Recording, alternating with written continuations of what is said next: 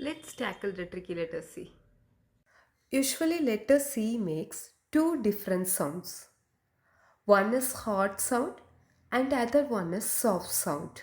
When the C is followed by the letters A, O, U, it will produce hard sound.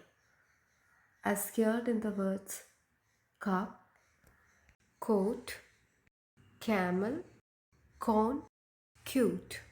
When the C is followed by the letters E, I, and Y, it will make soft sound, as found in the words cell, city, face, scent, and spicy. Some words even contains both hard and soft sounds. The words like cancel, circus, concert, and cycle.